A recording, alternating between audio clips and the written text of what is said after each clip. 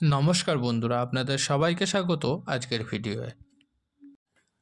আজকে আমি আলোচনা করব সরস্বতী পুজোয় শুভ যোগ, সুসময় 5 রাশির।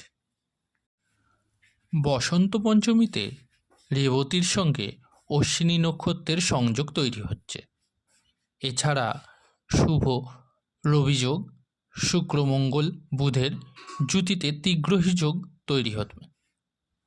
বসন্ত পঞ্চমীর দিন মেষ রাশিতে চন্দ্র এবং বৃহস্পতির মিলনের কারণে গজকেশরী যোগ তৈরি হচ্ছে, যা সম্পদ আনে বলে বিবেচিত হয়। বসন্ত পঞ্চমীতে মকর রাশিতে মঙ্গল ও শুক্রের মিলনের কারণে ধনশক্তি রাজযোগ গঠিত হবে। অন্যদিকে মকর রাশিতে শুক্র ও বুধের মিলনের কারণে লক্ষ্মীনারায়ণ রাজযোগ গঠিত হবে। এছাড়াও রুচক যোগ গঠিত হবে, যা মহাপুরুষ যোগের অন্যতম। বসন্ত পঞ্চমীতে 4টি মহাসংযোগ হওয়ার কারণে কয়েকটি রাশি বিশেষ সুবিধা পাবে।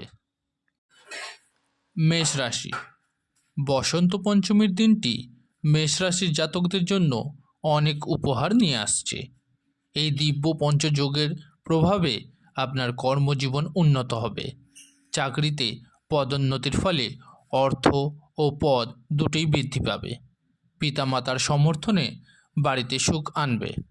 ব্যবসার প্রসার দীর্ঘমেয়াদী সম্পদ বৃদ্ধি করবে। মিথুন রাশি। এই রাশির জাতকদের জন্য সময়টা শুভ হবে।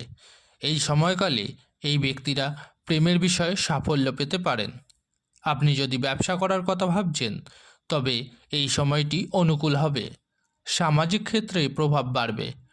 অবিবাহিতারা এই সময় সুখবর পেতে পারেন।